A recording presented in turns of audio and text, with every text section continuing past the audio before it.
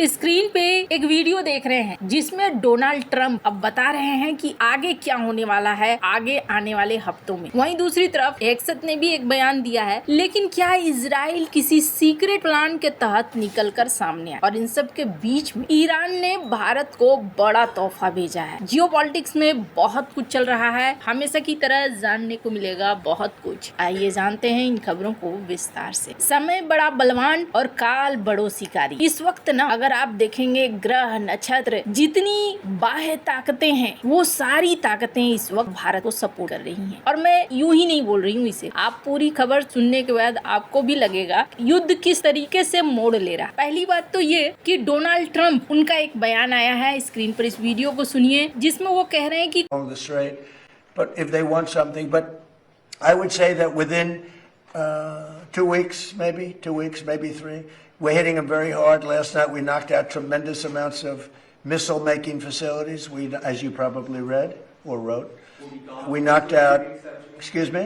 कुछ हफ्तों की बात। वहीं फिर इनके रक्षा मंत्री हेक्सेथ का भी बयान आया है। And guidance and things were military objectives that we're moving toward and things that we look at. And as he's articulated, he said 4 to 6 weeks, 6 to 8 weeks, 3. It could be any particular number, but we would never reveal precisely what it is because our goal is to finish those objectives. And we're well on our way. और वो भी कह रहे हैं कि हमने जो target हासिल करना था, ज्यादातर टारगेट को हमने हासिल कर लिया है। हम एक डील करना चाहते हैं और कुछ हफ्ते की बात, यानी कुछ हफ्ते में अब इस युद्ध को समाप्ति की बात कही जा रही है। हालांकि हेक्सेथ ने ये भी कहा कि हमने काफी हद तक तबाह कर दिया है और अब काफी कमजोर भी हो गया है ईरान।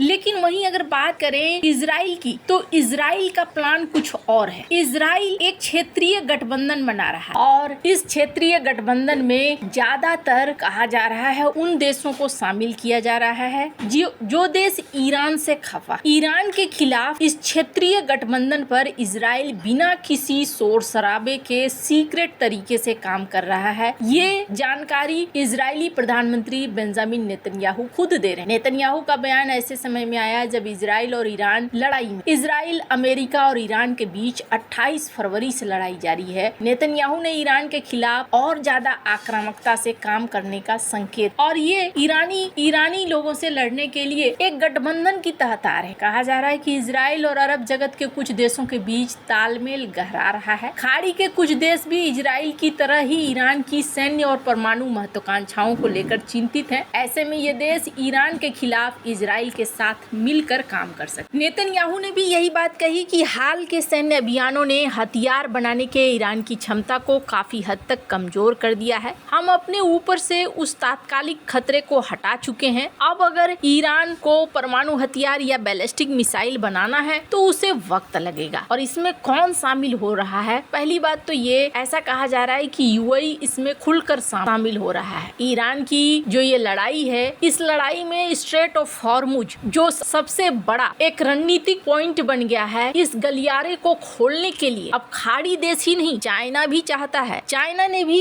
एक 5 सूत्रीय पॉइंट लाया है, जिसमें वो कह रहे हैं कि स्ट्रेट ऑफ हॉर्मुज को खोला जाना चाहिए, इंटरनेशनल नेविगेशन को नुकसान नहीं पहुंचाना चाहिए, तुरंत से सीज फायर होना चाहिए, बातचीत तुरंत से बढ़ाया जाना चाहिए, और जिस तरीके से इंटरनेशनल नेविगेशन चल रहा था स्ट्रेट ऑफ हॉर्मुज में उसी तरीके से चलना चाहिए, इसे रोकना नहीं चाहिए। वहीं यूएई का कहना है कि हम एक प्रस्ताव ला रहे हैं यूएन में, इस प्रस्ताव में ईरान पर हमला करते हुए हॉर्मुज खोलने की मांग करेंगे और इसकी इजाजत मांगी जाए। यानी यूएई चाहता है कि अमेरिका, यूरोप की सैन्य शक्तियां स्ट्रेट ऑफ हॉर्मुज में सेना भेजकर इसे बलपूर्वक लाएं। ट्रंप ने वैसे तो जंग से निकलने के संकेत दिए हैं, कहा कि 2-3 हफ्तों की बात है। ऐसे में लग रहा है कि ट्रंप अब यहाँ से निकलना चाहते हैं। हालांकि ट्रंप पर कुछ भी कह पाना आसान नहीं है। ट्रंप कई बार शेयर मार्केट को ध्यान में रखकर भी बयान देते हैं। ईरान पर इतना क्यों गुस्सा है यूएई? तो यूएई को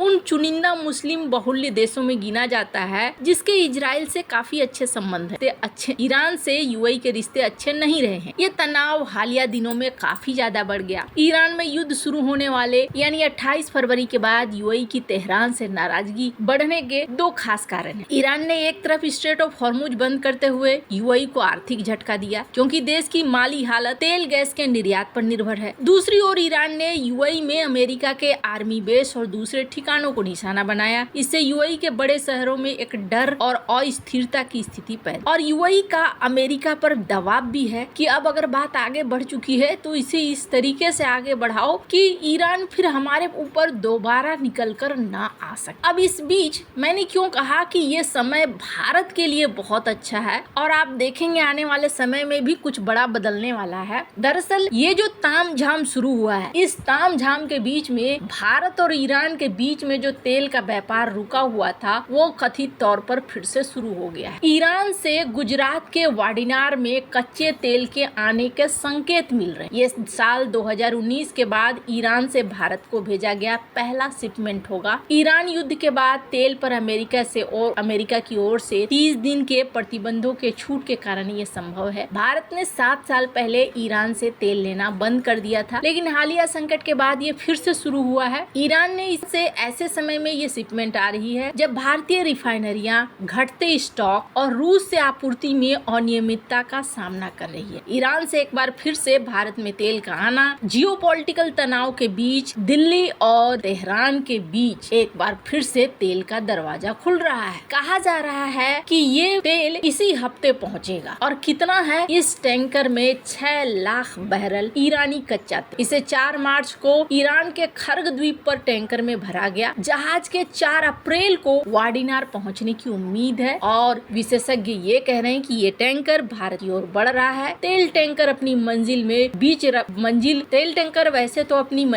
बीच रास्ते में बदलाव करते रहते हैं। फिलहाल ईरानी तेल और उसे ले जाने वाले जहाजों पर मिले छूट को देखते हुए ऐसा लगता है कि इसकी जरूरत नहीं है, यानी भारत आना तय माना जा रहा है। युद्ध के कारण अब जो भी हुआ है इसका फायदा भारत को मिल रहा है, यानी एक बार फिर से ईरान और भारत के बीच तेल का कारोबार शुरू हो गया। अब सबसे बड़ी बात, ईरान भारत को पहले भी तेल देता था और प्रमुख देश था। चूंकि ईरान भारत के साथ बहुत ज्यादा नजदीक है, लेकिन डोनाल्ड ट्रंप के पहले कार्यकाल में भी उसके ऊपर प्रतिबंध लगा दिए गए कि भारत को कठोर संदेश दे दिया गया, जिसके बाद भारत ने फिर अपनी रणनीति के हिसाब से काम किया। पिछले कई सालों से ईरानी तेल का एक्सपोर्ट 90% चाइना जा रहा था, लेकिन आगे क्या होगा? माना जाता है, ज्यादातर एक्सपर्ट यही कह रहे हैं कि ये युद्ध जब समाप्त होगा तो इस युद्ध के समाप्ति के बाद भी भारत ईरान के साथ व्यापार करेगा और ईरान में एक बड़ा बदलाव भी आ चुका होगा और वो समय रहेगा जब भारत की अर्थव्यवस्था आराम से तेलों को लेकर आगे बढ़ पाएगी, वो भी सस्ते तेल, क्योंकि नजदीक है ईरान। तो ऐसे में भारत को जो लॉजिस्टिक खर्चा है वो काफी कम पड़ेगा। आपको क्या लगता है इन सब मामले में? आप क्या राय है कमेंट कर जरूर बताएं। जल्द मिलते हैं अगले वीडियो में नई खबर के साथ।